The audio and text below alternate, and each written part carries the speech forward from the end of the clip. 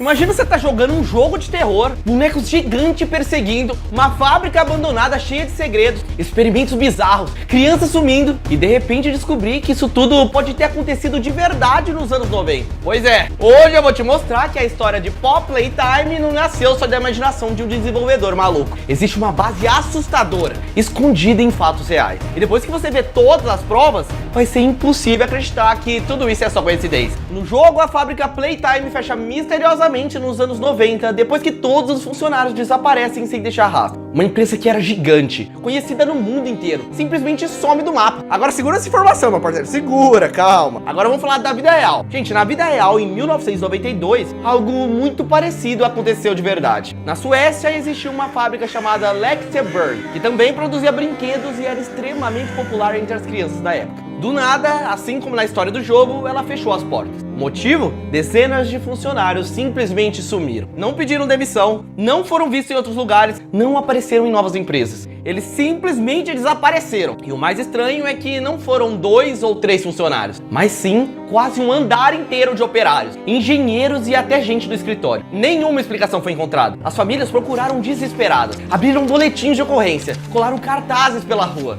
mas não receberam nenhuma resposta concreta. Era como se todos tivessem sido engolidos pela própria fábrica. Agora presta atenção, os jornais da época falavam em boatos muito pesados. Alguns ex-funcionários que escaparam contaram em entrevistas anônimas que a empresa estava se envolvendo em experimentos secretos com crianças órfãs. Segundo ele, a Lexaburn recrutava crianças de abrigos, prometendo adoção ou até bolsas de estudo. Mas a realidade era muito mais sombria. Essas crianças eram levadas para áreas restritas da fábrica onde nunca mais eram vistas. Exatamente a mesma coisa que o jogo mostra anos depois com a Play Carry. Coincidência? Pode até ser, mas vamos continuar. Um dos brinquedos mais icônicos de Pop Playtime é a Pop, aquela boneca aparentemente inocente, mas cheia de segredos. Agora escuta essa. Nos arquivos abandonados da Lexaburn foi encontrado um protótipo de boneca chamado Pupila, lançado em 1950. Era uma boneca inovadora para a época, feita com um material especial que parecia respirar quando era apertado. O nome já é estranho, né? Pop, Pupila, difícil acreditar que não existe relação. Só que o mais perturbador veio agora. Quem estava por trás da criação da Pupila era um professor contratado pela empresa, chamado Harold. Ele era conhecido por ser um homem sério, quase nunca sorria. E gente, não para por aí não. No jogo, o Huggy Wuggy recebe o título de Experimento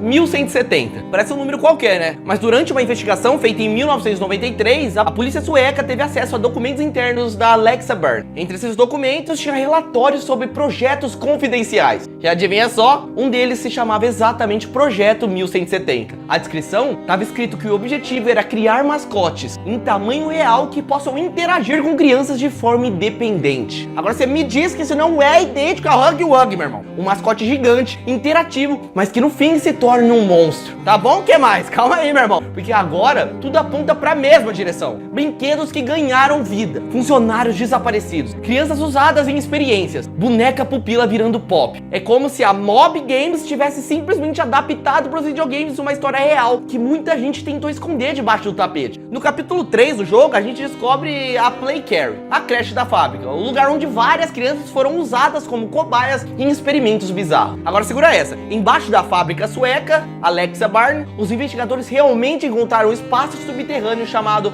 Barnmyth. Em sueca significa orfanato. Mas não era um orfanato qualquer. As descrições dos relatórios policiais da época falam de salas pequenas, com paredes pintadas em cores vibrantes, cheias de desenhos feitos por crianças. Ursinhos rabiscados, casinhas, sóis sorridentes, tudo parecia inocente, mas tinha algo errado. As portas eram reforçadas com trancas de aço. As janelas? Não tinha. Era um lugar subterrâneo completamente isolado do mundo exterior. Em fotos que circularam apenas em jornais locais e depois desapareceram misteriosamente dos arquivos, era possível ver carteiras escolares pequenas, brinquedos espalhados pelo chão e manchas escuras nas paredes. Até hoje ninguém sabe dizer se era tinta velha ou outra coisa. Alguns investigadores sugeriram que poderiam ser ferrugem ou mofo. Outros sussurravam que era sangue seco. Agora pense comigo, uma creche escondida debaixo de uma fábrica de brinquedo nos anos 90 e depois, em 2021, um jogo mostrando exatamente a mesma coisa. Você ainda acredita que é coincidência? Mas calma aí, não para por aí não. No capítulo 2 do jogo, o vilão principal é a Mob Longless, aquela criatura rosa com um corpo elástico de aranha. E adivinha só? Nos arquivos esquecidos da Lexaburn, existe uma patente registrada em 91 de um brinquedo experimental chamado Street Spider. Era um boneco rosa com pernas longas e elásticas, projetado para estimular a imaginação das crianças. Ele vinha até com uma propaganda pronta escrito: um amigo flexível que pode brincar como você quiser. Parece inofensivo, não parece? Mas segundo os registros, o brinquedo nunca chegou às lojas. Por quê? Porque as crianças que testaram o protótipo relataram algo assustador. Elas diziam que à noite a aranha se mexia sozinha. Alguns acordavam e juravam ver o boneco na beira da cama, como se estivesse observando. Os jornais locais começaram a chamá-lo de a boneca que anda. A fábrica Lexa Barney rapidamente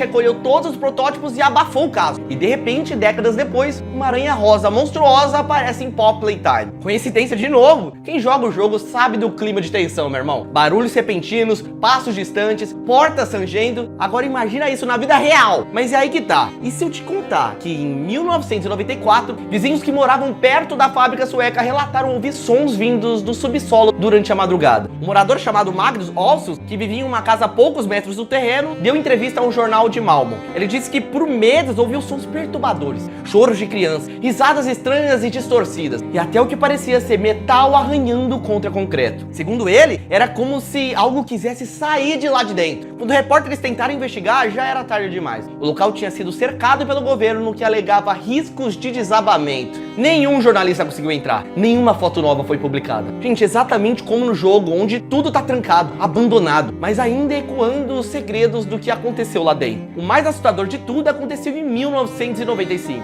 Na época, a fábrica Lexa Barney já estava completamente abandonada. Portões trancados, janelas quebradas, paredes cobertas de pichações. Mas como sempre acontece, lugares assim acabam virando atração para curiosos e até para caçadores de mistério. Um grupo de 5 jovens suecos decidiu invadir o local para gravar um documentário caseiro. Era moda naquela época, pegar uma câmera de fita, entrar em um prédio abandonado e filmar para impressionar os amigos. Eles tinham entre 17 e 20 anos e diziam que iam mostrar a verdade por trás da fábrica Lexa Barney. O que era para ser apenas uma exploração urbana se transformou em uma das maiores lendas urbanas da Suécia. Por quê? Porque 3 desses jovens nunca mais foram encontrados. Desapareceram sem deixar vestígio, como se a fábrica tivesse engolido eles. Os outros 2 apareceram dias depois, vagando por uma estrada a quilômetros da cidade. Eles estavam completamente em choque, sujos, com roupas rasgadas e incapazes de dar um relato coerente. A única coisa que disseram pra polícia foi: eles estão vivos lá embaixo. Essa frase sozinha já arrepia, mas piora quando você pensa no contexto. Será que eles estavam falando dos funcionários desaparecidos, das crianças de Barney Match, ou de algo ainda mais perturbador? Os brinquedos vivos. Depois disso, silêncio total. O governo sueco interveio rapidamente. Toda a área foi cercada por tapumes. Guardas foram colocados na entrada e os arquivos do caso foram selados sob a alegação de segurança nacional. É como se alguém tivesse desesperado para esconder o que realmente aconteceu ali. Agora presta atenção nessa coincidência bizarra. No jogo existe o protótipo 1006, um ser misterioso chamado apenas de O Protótipo. Ele é descrito como uma entidade que consegue reaproveitar pedaços de outros brinquedos destruídos para se fortalecer, tipo uma espécie de parasita mecânico. E adivinha só, entre os relatórios secretos recuperados de dentro da Lexa Barney, tinha menção a um projeto chamado 1006. A descrição encontrada era simples, mas perturbadora.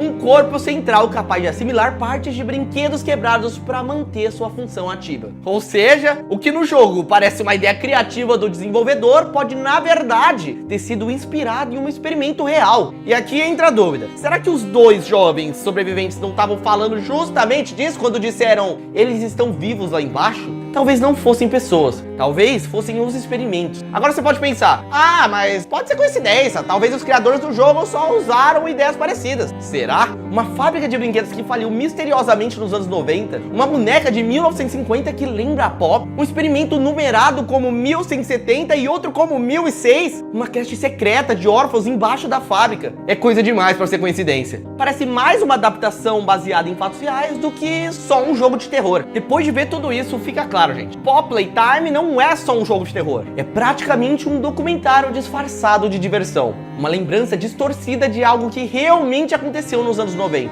e que muita gente tentou apagar da história. Seja a Pupila, que virou Pop, o projeto 1170, que virou Hug, ou a creche Barney que virou Playcare. As semelhanças são tantas que não dá pra ignorar. E agora a pergunta é: se a playtime do jogo é real demais pra ser coincidência, o que mais será que eles esconderam da gente? E se você chegou até aqui, parabéns, porque essa história é daquelas que faz a gente perder o sono, meu irmão. E se você gosta desse tipo de vídeo, comenta aqui pra mim qual jogo eu deveria investigar pra descobrir o que eles escondem por trás.